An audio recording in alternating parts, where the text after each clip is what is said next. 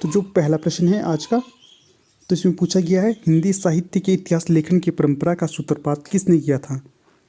जो हिंदी साहित्य के इतिहास लेखन की परंपरा का सूत्रपात किया गया था तो ये किया गया था गारसादत्त तासी के द्वारा। यहाँ पर बी सही विकल्प होता है। जो ये प्रश्न है ये टीजीटी परीक्षा 2002 में पूछा गया था, इंपॉर्टेंट है, इसे याद रखिएगा। तो चलिए इसकी व्याख्या देखते हैं। तो व्याख्या है हिंदी साहित्य के इतिहास लेखन की परंपरा का सूत्रपात गारसादत्त तासी ने किया था, जिन्होंने फ्रेंच भाषा में इस्तबार द ला लिटरेचर एंदो ये हिंदुस्तानी ग्रंथ लिखा था। इसमें हिंदी और उर्दू के अनेक कवियों का विवरण वर्णक्रमानुसार किया गया था। प्रश्न बन सकता है कि जो इस्तबार द ला लिटरेचर एंदो ये हिंदुस्तानी है, इसमें किस भाषा के कवियों को शामिल किया गया था। इसमें हिंदी और उर्दू के अनेक कवियों को शामिल किया गया था। और ये भी प्रश्न बन सकता है कि जो इस्तबार द ला लिटरेचर एंदो ये हिंदुस्तानी है, इसकी भाषा क्या है। तो इसकी जो भाषा है ये है फ्रेंच। आगे देखते हैं। जो इस्तबार द ला लिटरेचर एंदो ये हिंदुस्तानी है, इसमें 2 भागों को विभाजित किया गया था, मतलब 2 भागों में से प्रकाशित किया गया था। तो जो पहला था ये किया गया था 1839 में, और जो दूसरा पब्लिकेशन किया गया था ये किया गया था 1847 में। इसे आप याद रखिएगा, इंपॉर्टेंट है। आगे जो अन्य महत्वपूर्ण तथ्य हैं वे हैं सन 1888 में एशियाटिक सोसाइटी ऑफ बंगाल की पत्रिका के विशेषांक के रूप में जॉर्ज बेसन द्वारा रचित the modern vernacular literature of Hindustan का प्रकाशन हुआ था, जो नाम से इतिहास ना होते हुए भी सच्चे अर्थ में हिंदी साहित्य का इतिहास अर्थात पहला इतिहास माना जा सकता है। ये इंपॉर्टेंट है। प्रश्न बन सकता है कि जो 1888 में किस इतिहास ग्रंथ का प्रकाशन किया गया था। तो ये किया गया था the modern vernacular literature of Hindustan का। और किसके माध्यम से किया था। तो ये किया गया था एशियाटिक सोसाइटी ऑफ बंगाल की पत्रिका के विशेषांक के तौर पर। तो इसे इम्पोर्टेंट है, याद रखिएगा। अगला जो प्रश्न है यह है हिंदी साहित्य के इतिहास लेखन का सर्वप्रथम प्रयास किसने किया था। तो ये किया गया था गारसादत्त तासी के द्वारा। सी सही विकल्प होगा। जो ये प्रश्न है केवीएस प्रवक्ता परीक्षा 2004-14 में पूछा गया था, इंपॉर्टेंट है। अगला प्रश्न है 3। तो प्रश्न में पूछा गया है हिंदी साहित्य के इतिहास लेखन सर्वप्रथम किस भाषा में हुआ था। जो हिंदी साहित्य का सर्वप्रथम इतिहास ग्रंथ था उसकी भाषा के बारे में बताना है। तो उसकी भाषा थी फ्रेंच। बी सही विकल्प होगा यहाँ पर। यह प्रश्न नवोदय विद्यालय प्रवक्ता 2014 की परीक्षा में पूछा गया था। अगला प्रश्न है 4। तो प्रश्न में पूछा गया है इतिहास, प्रश्न है हिंदी साहित्य का इतिहास लिखने वाला प्रथम लेखक का नाम बताइए। जो हिंदी साहित्य का प्रथम इतिहास लिखा था उसके लेखक का नाम बताना है। तो लेखक हैं विकल्प भी गारसादत्त तासी। जो ये प्रश्न है पीजीटी परीक्षा 2002 में पूछा गया था।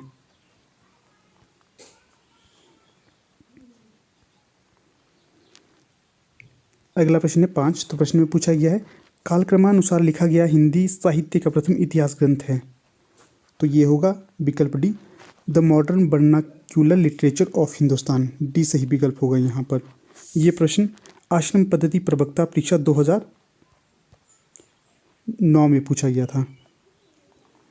अगला जो प्रश्न है 6। तो प्रश्न में पूछा गया है इस्तबार द ला लिटरेचर एंदो ये हिंदुस्तानी नामक हिंदी साहित्य के इतिहास ग्रंथ के लेखक का नाम बताइए। तो ये है गारसादत्त तासी। ए सही विकल्प होगा। और ये प्रश्न पीजीटी परीक्षा 2002 में पूछा गया है। अगला जो प्रश्न है 7। तो यहाँ पर पूछा गया है हिंदी साहित्य का पहला इतिहास लिखा गया था। तो ये लिखा गया था फ्रेंच भाषा में। सी सही विकल्प होगा। ये प्रश्न टीजीटी परीक्षा 2001 में पूछा गया है। अगला जो प्रश्न है 8। तो प्रश्न में पूछा गया है हिंदी का प्रथम व्याकरण लिखने वाले विद्वान थे। तो ये थे जोशुआ केटलर। ए सही विकल्प होगा यहाँ पर। यह प्रश्न भी पीजीटी परीक्षा 2009 में पूछा गया है। तो चलिए यहाँ पर इसकी थोड़ी सी व्याख्या देख लेते हैं। व्याख्या है हिंदी का प्रथम व्याकरण लिखने वाले विद्वान जोहान जोशुआ केटलर थे, और ये पुर्तगाल या डच ईस्ट इंडिया कंपनी से संबंध रखते थे।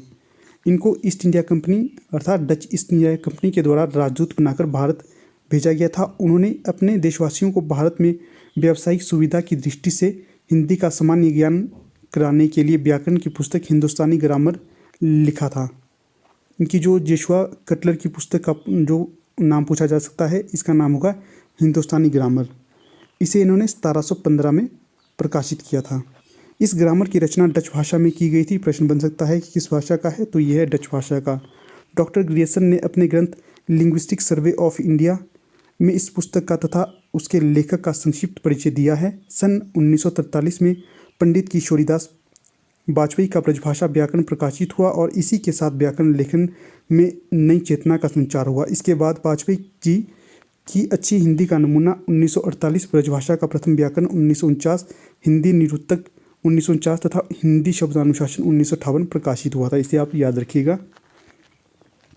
अगला प्रश्न देखते हैं। प्रश्न है 9। तो प्रश्न में पूछा गया है हिंदी साहित्य के इतिहास को व्यवस्थित रूप देने का श्रेय किसको है? तो ये है आचार्य रामचंद्र शुक्ल जी को। बी सही विकल्प होगा। आगे इसकी व्याख्या देखते हैं। हिंदी साहित्य के इतिहास को व्यवस्थित रूप देने का श्रेय आचार्य रामचंद्र शुक्ल को जाता है। इन्होंने हिंदी साहित्य का इतिहास, जिसका प्रकाशन वर्ष है 1929, लिखा, जो मूलतः नागरी प्रचारणी सभा द्वारा प्रकाशित हिंदी शब्द सागर की भूमिका के रूप में लिखा गया था। इंपॉर्टेंट है ये, हिंदी शब्द सागर की भूमिका में किस पुस्तक को लिखा गया था? तो उसे लिखा गया था हिंदी साहित्य का इतिहास को। आगे देखते हैं। तथा जिसे आगे परिवर्तित एवं विस्तृत करके स्वतंत्र पुस्तक का रूप भी प्रदान किया गया था। अन्य महत्वपूर्ण तथ्यों को देखते हैं। अन्य महत्वपूर्ण तथ्य हैं शिवसिंह सरोज, जिसका प्रकाशन वर्ष है 1883 में, लगभग 1000 या 1 भाषा कवियों का जीवन चरित्र उनकी कविताओं के उदाहरण सहित प्रस्तुत करने का प्रयास किया गया है। यह शिवसिंह सेंगर कृत है। इसे भी आप याद रखिएगा। आगे है रामचंद्र शुक्ल का हिंदी साहित्य का इतिहास मूलतः किस कृति की भूमिका के रूप में लिखा गया था? इसे हमने ऊपर पढ़ा था, तो इसे लिखा गया था हिंदी शब्द सागर की भूमिका के रूप में। बी सही विकल्प होगा। ये जो प्रश्न है GIC प्रवक्ता परीक्षा 2017 में पूछा गया था, इसे याद रखिएगा। अगला जो प्रश्न है 11, तो प्रश्न में पूछा गया है आचार्य रामचंद्र शुक्ल द्वारा रचित हिंदी साहित्य का इतिहास का प्रकाशन वर्ष क्या है? तो ये है सन 1929। डी सही विकल्प होगा। जो ये प्रश्न है दिल्ली केंद्रीय विद्यालय PGT परीक्षा 2015 में पूछा गया था। हाँ दोस्तों, के साथ जुड़ना चाहते हो उसका लिंक आपको डिस्क्रिप्शन बॉक्स में मिल जाएगा, आप वहाँ पर जुड़ सकते हो। तो चलिए अगला प्रश्न देखते हैं। प्रश्न में पूछा गया है इनमें से वो कौन सी रचना है जिसे मूलतः हिंदी शब्द सागर की भूमिका के रूप में लिखा गया था, किंतु बाद में उसे स्वतंत्र ग्रंथ भी बना दिया गया था? तो सही विकल्प होगा यहाँ पर विकल्प सी, आचार्य रामचंद्र शुक्ल कृत हिंदी साहित्य का इतिहास। इसका प्रकाशन वर्ष है 1929। जो ये प्रश्न है KBS प्रवक्ता परीक्षा 2014 में पूछा गया था। इसे याद रखिएगा। अगला प्रश्न देखते हैं। अगला जो प्रश्न है 13, तो प्रश्न में पूछा गया है आंग्ल भाषा में लिखी गई हिंदी साहित्य के इतिहास स्केच ऑफ हिंदी लिटरेचर के लेखक कौन हैं? तो ये होंगे विकल्प बी, पादरी एडिसन ग्रीव्स। बी सही विकल्प होगा दोस्तों। यहाँ पर इसकी थोड़ी सी व्याख्या देख लेते हैं। व्याख्या है आंग्ल भाषा में लिखा गया हिंदी साहित्य का इतिहास स्केच ऑफ लिटरेचर के लेखक पादरी एडिसन ग्रीव्स हैं। पादरी FE के द्वारा लिखित हिंदी साहित्य का इतिहास a history of Hindi literature नाम से प्रकाशित हुआ था। The modern vernacular literature of Hindustan के लेखक जॉर्ज ग्रियर्सन है। इसे भी आप याद रखिएगा। पुस्तक पूछी जा सकती है कि the modern vernacular literature of Hindustan के लेखक कौन है? तो ये हैं जॉर्ज ग्रियर्सन। और जो पादरी FE की पुस्तक है उसका नाम है a history of Hindi literature. इसे भी आप याद रखिएगा। अगला प्रश्न देखते हैं 14, तो प्रश्न में पूछा गया है प्रश्न है ग्रियर्सन कृत the modern vernacular literature of Hindustan का हिंदी अनुवाद किसने किया था? तो ये प्रश्न इंपॉर्टेंट है। इस प्रश्न को PGT परीक्षा 2002 में पूछा गया था। तो जो इस प्रश्न का सही उत्तर होगा तो ये होगा डॉक्टर किशोरीलाल गुप्त। डॉक्टर किशोरीलाल गुप्त द्वारा the modern vernacular literature of Hindustan को अनुवादित किया था। आगे इसकी व्याख्या देख लेते हैं। थोड़ी सी व्याख्या है ग्रियर्सन द्वारा रचित the modern vernacular literature of Hindustan का हिंदी अनुवाद डॉक्टर किशोरीलाल गुप्त द्वारा हिंदी साहित्य का इतिहास नाम से अनुवादित किया गया था। अन्य महत्वपूर्ण तथ्य है किशोरीलाल गुप्त का जन्म 1916 में भदोही, जो उत्तर प्रदेश में पड़ता है, में हुआ था। ये पंडित विश्वनाथ प्रसाद मिश्र के प्रमुख शिष्यों में से एक थे। इनके गुरु का नाम पूछा जा सकता है, तो इनके गुरु का नाम है पंडित विश्वनाथ प्रसाद मिश्र। आगे है गुप्त जी को बिंद गौरव से सम्मानित किया गया था। गुप्त जी की कृति हिंदी साहित्य का प्रथम इतिहास हिंदी प्रचारक संस्था वाराणसी से प्रकाशित हुआ था। प्रकाशन स्थल पूछा जा सकता है हिंदी साहित्य का प्रथम इतिहास का, तो ये है वाराणसी। हिंदी प्रचारक संस्था वाराणसी। किशोरी लाल गुप्त की अंतिम प्रकाशित कृति सूरसागर की टीका 4 खंडों में विभाजित है। ये भी इम्पोर्टेंट है। अगला जो प्रश्न है 15, तो प्रश्न में पूछा गया है the modern vernacular literature of Hindustan, Hindi साहित्य के इतिहास ग्रंथ के लेखक का नाम बताइए। तो ये है जॉर्ज ग्रियर्सन। ए सही विकल्प होगा। और ये प्रश्न पीजीटी परीक्षा 2004 में पूछा गया था।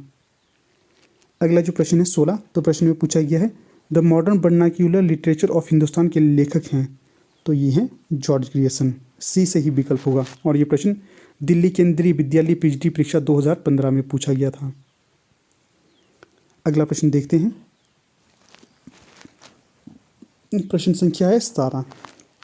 प्रश्न पूछा गया है द मॉडर्न, प्रश्न है डॉक्टर किशोरीलाल गुप्त ने इनमें से किस ग्रंथ का हिंदी अनुवाद हिंदी साहित्य का प्रथम इतिहास शीर्षक से किया था।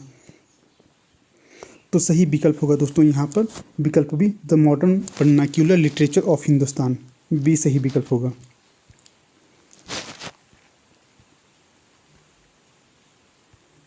अगला प्रश्न है 18। तो प्रश्न में पूछा गया है इनमें से किस साहित्यिक ग्रंथ को किशोरीलाल गुप्त ने हिंदी साहित्य का प्रथम इतिहास नाम से अनुवाद करके प्रकाशित किया था। तो ये है the modern vernacular literature of northern Hindustan. D सही विकल्प होगा। और ये प्रश्न जीआईसी प्रवक्ता परीक्षा 2017 में पूछा गया है। अगला जो प्रश्न है 19। तो प्रश्न है किस लेखक के इतिहास ग्रंथ में सर्वप्रथम हिंदी साहित्य का काल विभाजन मिलता है। तो ये मिलता है जॉर्ज ग्रियर्सन की पुस्तक में। डी सही विकल्प होगा। इसकी थोड़ी सी व्याख्या देख लेते हैं। हिंदी साहित्य के इतिहास का काल विभाजन करने वाले प्रथम इतिहासकार डॉक्टर जॉन ग्रियर्सन थे। उन्होंने आदिकाल की अंतिम सीमा 1400 ईस्वी तक मानी है। इम्पॉर्टेंट है। जो जॉर्ज ग्रियर्सन है इनके द्वारा आदिकाल की अंतिम सीमा 1400 ईस्वी तक मानी गई है। अगला जो प्रश्न है 20। तो प्रश्न में पूछा गया है किस साहित्य इतिहास के लेखन, प्रश्न है किस साहित्य इतिहास के लेखक ने काल विभाजन में कवियों के नाम का सर्वाधिक उपयोग किया है। तो ये किया है मिश्र बंधुओं के द्वारा। ए सही विकल्प होगा। व्याख्या देख लेते इसकी थोड़ी सी। हिंदी साहित्य इतिहास की परंपरा में मिश्र बंधुओं ने अपनी कृति मिश्र बंधु विनोद में लगभग 5000 कवियों को स्थान दिया है, जिसे 8 से भी अधिक कालखंडों में विभक्त किया गया है। इस प्रकार मिश्र बंधुओं ने काल विभाजन में सर्वाधिक कवियों के नाम का उल्लेख किया है। तो प्रश्न बन सकता है कि जो मिश्र बंधु विनोद है इसमें कितने कवियों को स्थान दिया गया है। तो इसमें दिया गया है 5000 कवियों को स्थान। और प्रश्न बन सकता है कि इसे कितने कालखंडों में विभक्त किया गया है। तो इसे किया गया है 8 कालखंडों में विभक्त। अगला जो प्रश्न है प्रश्न संख्या है 21। तो प्रश्न पूछा गया है मिश्र बंधु विनोद नामक हिंदी साहित्य के इतिहास लेखकों के नाम हैं। तो दोस्तों ये इंपॉर्टेंट प्रश्न है। तो यहाँ पर जो सही विकल्प होगा तो वो होगा विकल्प बी। पहले हैं गणेश बिहारी मिश्र, दूसरे हैं श्याम बिहारी मिश्र और तीसरे हैं सुखदेव बिहारी मिश्र। तो यहाँ पर बी सही विकल्प होगा। थोड़ी सी व्याख्या देख लेते हैं इसकी। तो व्याख्या इस प्रकार से है मिश्र बंधु विनोद नामक हिंदी साहित्य के इतिहास लेखकों के नाम गणेश बिहारी मिश्र, श्याम बिहारी मिश्र, सुखदेव बिहारी मिश्र हैं। मिश्र बंधु विनोद के 4 भाग थे। प्रश्न बन सकता है कि मिश्र बंधु विनोद के कितने भाग थे। ये थे 4 भाग। प्रथम 3 भाग का प्रकाशन 1913 में किया गया था और जो चौथा भाग था इसका प्रकाशन किया गया था 1934 में। आगे है मिश्र बंधुओं ने मिश्र बंधु विनोद के प्रथम 3 भागों को हिंदी नवरत्न के नाम से भी प्रकाशित किया था। इंपॉर्टेंट है। अगला प्रश्न है 22। तो प्रश्न में पूछा गया है मिश्र बंधु विनोद का चौथा भाग था कब प्रकाशित किया गया था। तो जो मिश्र बंधु विनोद का चौथा भाग तो इसे किया गया था 1934 में प्रकाशित। जो इसके प्रथम 3 भाग थे उन्हें 1913 में प्रकाशित किया गया था। इसे भी आप याद रखिएगा। तो ये प्रश्न जीआईसी प्रवक्ता परीक्षा 2015 में पूछा गया था। इंपॉर्टेंट है। अगला जो प्रश्न है 23। तो प्रश्न में पूछा गया है मिश्र बंधु विनोद कितने भागों में प्रकाशित हुआ था। तो ये हुआ था 4 भागों में प्रकाशित। बी सही विकल्प होगा यहाँ पर। अगला जो प्रश्न है 24। तो यहाँ पर पूछा गया है मिश्र बंधुओं ने परिवर्तन काल की समय सीमा क्या निर्धारित की है। जो मिश्र बंधु है इनके द्वारा परिवर्तन काल की समय सीमा निर्धारित की गई थी संवत 1890 विक्रम से लेकर विक्रम संवत 1925 तक। ए सही विकल्प होगा यहाँ पर। यहाँ पर जो व्याख्या है उसे भी देख लेते हैं। मिश्रबंधु ने मिश्रबंधु विनोद में काल विभाजन का प्रयास किया, जो इस प्रकार से है। जो प्रारंभिक काल था इसका समय माना है 700 से 1440 विक्रम संवत तक। जो अगला है माध्यमिक काल, इसका जो समय माना है 1445 से लेकर 1680 विक्रम संवत तक। अगला जो भाग है अलंकृत काल, इसका समय माना है 1661 से लेकर 1899 विक्रम संवत तक। जो चौथा है परिवर्तन काल, इसका समय माना है 1890 से लेकर 1925 विक्रम संवत तक। और जो पांचवा है वर्तमान काल, इसका समय 1926 विक्रम से अब तक माना है। अगला प्रश्न है 25। तो प्रश्न में पूछा गया है आचार्य रामचंद्र शुक्ल ने प्रथम उत्थान का समय कब से कब तक निर्धारित किया है।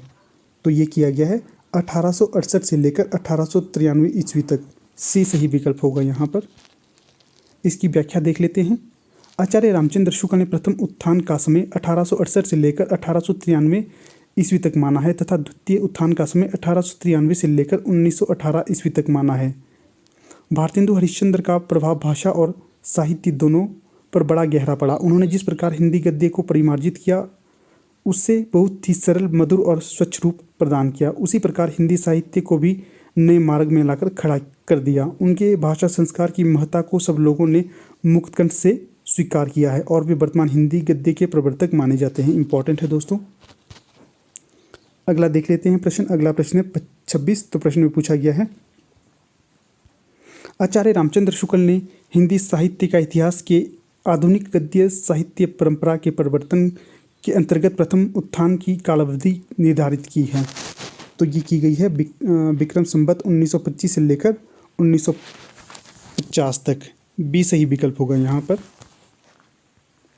अगला जो प्रश्न है 27। तो प्रश्न में पूछा गया है आचार्य रामचंद्र शुक्ल ने द्वितीय उत्थान का समय कब से कब तक स्वीकार किया। तो ये किया था विकल्प ए 1893 से लेकर 1918 ईस्वी तक। ए सही विकल्प होगा यहाँ पर। अगला जो प्रश्न है 28। तो प्रश्न में पूछा गया है नागरिक प्रचारणी सभा की स्थापना कब हुई थी। तो ये हुई थी 1893 ईस्वी में। इंपॉर्टेंट प्रश्न है और ये प्रश्न पीजीटी परीक्षा 2013 में पूछा गया था। आगे इसकी जो व्याख्या है उसे देख लेते हैं। काशी नागरिक प्रचारणी सभा की स्थापना 1893 ईस्वी में श्याम सुंदर दास द्वारा की गई थी। नागरिक प्रचारणी सभा हिंदी भाषा और साहित्य तथा देवनागरी लिपि की उन्नति एवं प्रचार और प्रसार करने वाली भारत की अग्रणी संस्था है। हिंदी साहित्य के नियमन, नियंत्रण और संचालन में इस सभा का महत्वपूर्ण स्थान है। यहाँ से हिंदी शब्द सागर का प्रकाशन किया गया था। इस शब्दकोश के लेखक श्याम सुंदर दास ही थे। इम्पॉर्टेंट है, याद रखिएगा। अगला जो प्रश्न है तो प्रश्न है 29। प्रश्न में पूछा गया है काशी नागरिक प्रचारणी सभा की स्थापना हुई थी। तो ये हुई थी 1893 में। बी सही विकल्प होगा। अगला जो प्रश्न है 30। तो प्रश्न में पूछा गया है नागरिक प्रचारणी सभा की स्थापना कब हुई थी। तो जो नागरिक प्रचारणी सभा की स्थापना हुई थी तो ये हुई थी 1893 में। अगला जो प्रश्न है 31। तो प्रश्न में पूछा गया है हिंदी शब्द सागर का प्रकाशन किस संस्था ने किया था। तो जो हिंदी शब्द सागर का प्रकाशन किया गया था तो ये किया गया था नागरिक प्रचारणी सभा के द्वारा। बी सही विकल्प होगा। अगला जो प्रश्न है 32। तो प्रश्न में पूछा गया है नागरिक प्रचारणी सभा के संस्थापकों में से कौन नहीं थे। तो सही विकल्प होगा विकल्प सी रामचंद्र वर्मा। जो थे वो हैं बाबू श्याम सुंदर दास, पंडित रामनारायण मिश्र, ठाकुर शिव कुमार सिंह। आगे इसकी थोड़ी सी व्याख्या देख लेते हैं। व्याख्या है नागरिक प्रचारणी सभा की स्थापना 16 जुलाई 1893 में वाराणसी में हुई थी। कब हुई थी? 16 जुलाई 1893 में। और कहाँ हुई थी? वाराणसी में हुई थी। जिसकी स्थापना में बाबू श्याम सुंदर दास, पंडित रामनारायण मिश्र तथा ठाकुर शिव कुमार सिंह जैसी प्रभृतियों का मुख्य योगदान था। इंपॉर्टेंट है दोस्तों, इसे याद रखिएगा। कौन कौन से थे शामिल थे? बाबू श्याम सुंदर दास, पंडित रामनारायण मिश्र तथा ठाकुर शिव कुमार सिंह। आगे है आचार्य रामचंद्र वर्मा हिंदी के साहित्यकार एवं कोशकार रहे हैं। ये हिंदी शब्द सागर के संपादक मंडल के प्रमुख सदस्य थे। प्रश्न बन सकता है कि जो रामचंद्र वर्मा है ये किसके संपादक थे तो ये थे हिंदी शब्द सागर के संपादक मंडल में शामिल। इन्होंने आचार्य किशोरीलाल वाजपेयी के साथ मिलकर अच्छी हिंदी का आंदोलन चलाया और हिंदी का मानकीकरण हुआ। इन्होंने सन 1919 में महात्मा गांधी नामक पुस्तक भी लिखी थी और ये भी इम्पॉर्टेंट है, याद रखिएगा। अगला जो प्रश्न है 33 तो प्रश्न में पूछा गया है फोर्ट विलियम कॉलेज की स्थापना किस वर्ष हुई थी। तो जो फोर्ट विलियम कॉलेज की स्थापना हुई थी तो ये हुई थी 1800 ईस्वी में। बी सही विकल्प होगा यहाँ पर और ये प्रश्न भी इम्पॉर्टेंट है। इसकी जो थोड़ी सी व्याख्या देख लेते हैं। व्याख्या है बेलेजली ने जॉन गिलक्राइस्ट की अध्यक्षता में ओरिएंटल सेमिनरी की स्थापना की। बाद में यही संस्था फोर्ट विलियम कॉलेज के रूप में परिवर्तित हुई। फोर्ट विलियम कॉलेज की स्थापना टीपू सुल्तान पर ब्रिटेन की निर्णायक विजय की स्मृति में 10 जुलाई 1800 ईस्वी को मार्केस ऑफ वेलेजली ने की थी और गिलक्राइस्ट उसके हिंदुस्तानी विभाग के अध्यक्ष नियुक्त किए गए। उन्होंने हिंदी के शिक्षण के लिए 2 भाषा पंडितों को जो थे लल्लूलाल और सदल मिश्र को भी नियुक्त किया था। अगला जो प्रश्न है 34 तो प्रश्न में पूछा गया है फोर्ट विलियम कॉलेज की स्थापना कब हुई थी। तो ये प्रश्न पहले ही रिपीट हुआ था, तो ये हुई थी 1800 ईस्वी में। अगला जो प्रश्न है 35 तो ये प्रश्न भी वही है, फोर्ट विलियम कॉलेज की स्थापना कब हुई थी। तो ये हुई थी सन 1800 ईस्वी में। अगला प्रश्न है 36 कलकत्ता की स्थापना। प्रश्न है कलकत्ता में स्थापित फोर्ट विलियम कॉलेज के संस्थापक कौन थे। तो आपसे ये प्रश्न भी बन सकता है कि जो फोर्ट विलियम कॉलेज है कहाँ पर स्थित है। तो ये है कलकत्ता में। तो यहाँ पर पूछा गया है कि जो कलकत्ता में स्थापित फोर्ट विलियम कॉलेज के संस्थापक कौन थे। तो ये थे विकल्प ए जॉन गिलक्राइस्ट। ए सही विकल्प होगा। अगला प्रश्न है 37 सदल मिश्र की भाषा की विशेषता है। तो जो सदल मिश्र की भाषा की विशेषता है तो इसमें जो पूर्वीपन पाया जाता है। ए सही विकल्प होगा। यहाँ पर व्याख्या देख लेते हैं। सदल मिश्र बिहार प्रांत के शाहाबाद जिले के ध्रुवडीहा गांव के रहने वाले शाकद्वीपीय ब्राह्मण थे। इनके पिता का नाम नंदमणि मिश्र था। ये कलकत्ता के फोर्ट विलियम कॉलेज के हिंदुस्तानी विभाग के अध्यापक थे। सदल मिश्र का प्रारंभिक खड़ी बोली गद्य लेखकों में विशेष महत्व है। इनके शब्द संगठन और वाक्य विन्यास दोनों में ही ब्रजभाषा, पूर्वीपन और बांग्ला इन तीनों का प्रभाव स्पष्ट लक्षित होता है।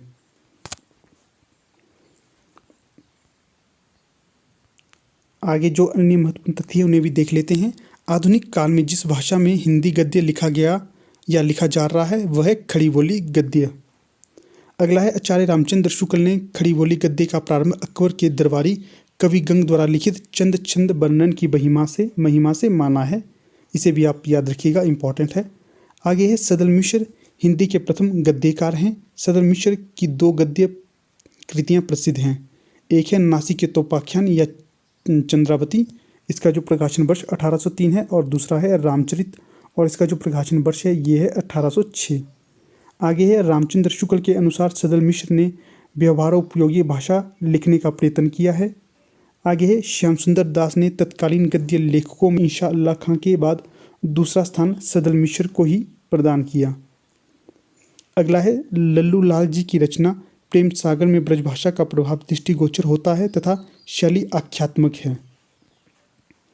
आगे है मुंशी सदाशिवलाल की रचना सुखसागर एक धार्मिक ग्रंथ है। इसकी भाषा पर पंडितापन एवं फारसी का प्रभाव लक्षित होता है। इंशा अल्लाह खां की रचना रानी केतकी की कहानी जिसे उदयभान चरित भी कहा जाता है। प्रश्न बन सकता है कि जो रानी केतकी की कहानी का दूसरा नाम क्या है या इसे किस नाम से जाना जाता है। तो इसे जाना जाता है उदयभान चरित के नाम से भी। इसकी भाषा पर उर्दू, अरबी और फारसी का प्रभाव दिखता है। आगे है फोर्ट विलियम कॉलेज में जॉन गिलक्राइस्ट हिंदी उर्दू के अध्यापक थे। उन्होंने आगरा के लल्लूलाल और आरा के सदल मिश्र को भाषा मुंशी नियुक्त किया था। प्रश्न बन सकता है कि जो गिलक्राइस्ट के द्वारा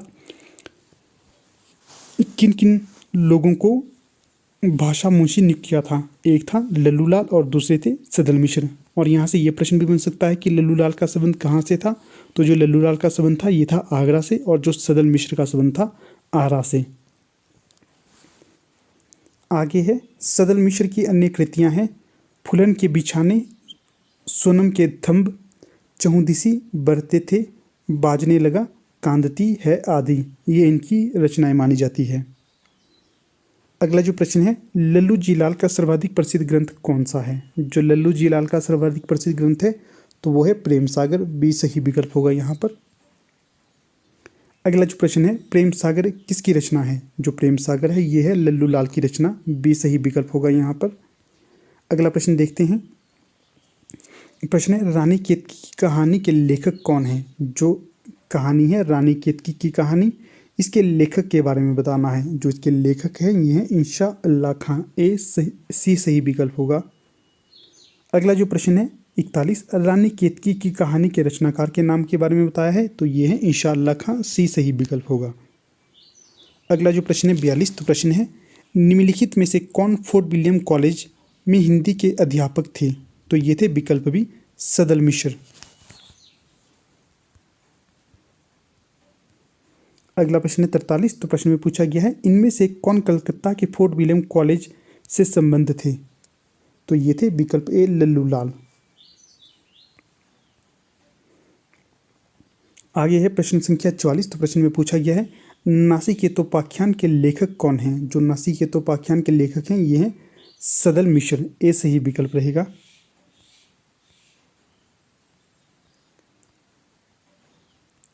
अगला प्रश्न है 45, नासिकेतोपाख्यान के लेखक कौन है? तो ये हैं विकल्प डी सदल मिश्र। अगला है, इनमें से सदल मिश्र की रचना कौन सी है? तो जो सदल मिश्र की रचना है तो यह है नासिकेतोपाख्यान, डी सही विकल्प होगा। अगला प्रश्न है 47, तो प्रश्न में पूछा गया है, उदयभान चरित के लेखक का नाम बताइए। जो उदयभान चरित के लेखक हैं तो ये हैं विकल्प डी इंशा अल्लाह खां। अगला जो प्रश्न है 48, तो प्रश्न में पूछा गया है, सुख सागर की रचना किसने की? जो सुख सागर की रचना की गई थी तो ये की गई थी सदा सुख लाल के द्वारा, डी सही विकल्प होगा। अगला जो प्रश्न है 49, तो प्रश्न में पूछा गया है, सुख सागर का विषय है। तो जो सुख सागर का विषय है ये है विष्णु पुराण के उपदेशात्मक प्रसंग, सी सही विकल्प होगा यहाँ पर। और ये प्रश्न पूछा गया है दिल्ली केंद्रीय विद्यालय पीजीटी परीक्षा 2015 में। आगे इसकी थोड़ी सी व्याख्या है, आप इस वीडियो को पॉज करके इसकी व्याख्या को पढ़ सकते हो, नहीं तो वीडियो लॉन्ग हो जाएगा। आगे देखते हैं। आगे है प्रश्न 50, तो प्रश्न संख्या 50 में पूछा गया है, भाषा योग विशिष्ट के लेखक हैं। जो भाषा योग विशिष्ट है इसके लेखक के नाम बताना है तो ये है विकल्प सी राम प्रसाद निरंजनी, सी सही विकल्प होगा यहाँ पर दोस्तों। आगे हम इसकी थोड़ी सी व्याख्या देख लेते हैं। व्याख्या है, भाषा योग विशिष्ट के लेखक राम प्रसाद निरंजनी हैं। ये ग्रंथ संवत 1768 में लिखा गया था। प्रश्न बन सकता है कि जो भाषा योग विशिष्ट है इसे कब लिखा गया था? तो इसे लिखा गया था संवत 1768 में, और इसे आचार्य रामचंद्र शुक्ल ने खड़ी बोली में लिखा गया बहुत साफ सुथरा ग्रंथ बताया। प्रश्न यहाँ से भी बन सकता है कि जो भाषा योग विशिष्ट है इसे किसने खड़ी बोली में लिखा गया बहुत साफ सुथरा ग्रंथ बताया था? तो ये बताया था आचार्य रामचंद्र शुक्ल द्वारा। आगे तथ्य हैं, अब तक पाई गई पुस्तकों में भाषा योग विशिष्ट सबसे पुरानी है, जिसमें गद्य अपने परिष्कृत रूप में दिखाई पड़ता है। इसे रामचंद्र शुक्ल ने खड़ी बोली का प्रथम ग्रंथ माना था। प्रश्न यहाँ से बन सकता है कि जो आचार्य रामचंद्र शुक्ल ने खड़ी बोली का प्रथम ग्रंथ किसे माना था? तो ये माना था भाषा योग विशिष्ट को। आगे है, इसकी भाषा गुरुमुखी लिपि से मिलती जुलती है, तो आप इसे याद रखिएगा।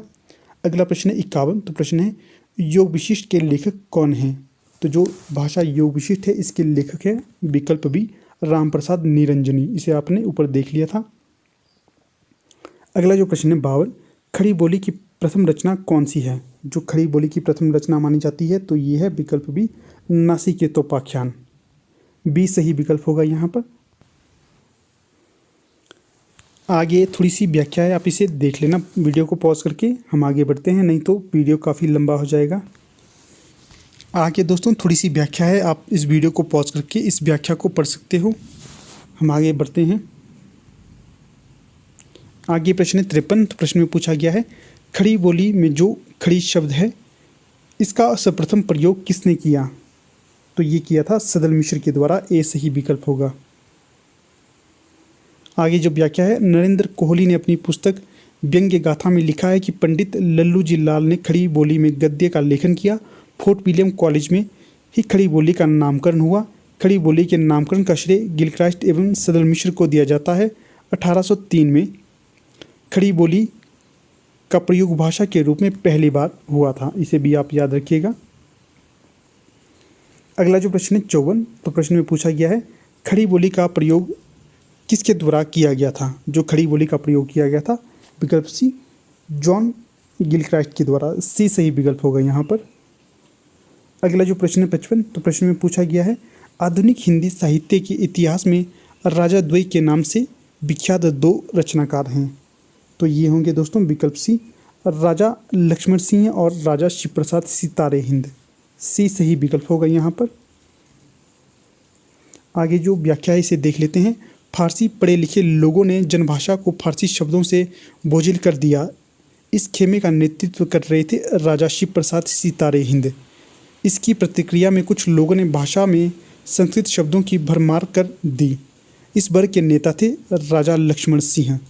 राजा द्वय की प्रतिद्वंद्विता भारतेंदु के उदय काल तक चलती रही। आगे देखते हैं प्रश्न संख्या 56। तो प्रश्न संख्या 56 में पूछा गया है हिंदी के प्रथम गद्यकार हैं। तो जो हिंदी के प्रथम गद्यकार माने जाते हैं तो ये थे विकल्प बी लल्लू लाल।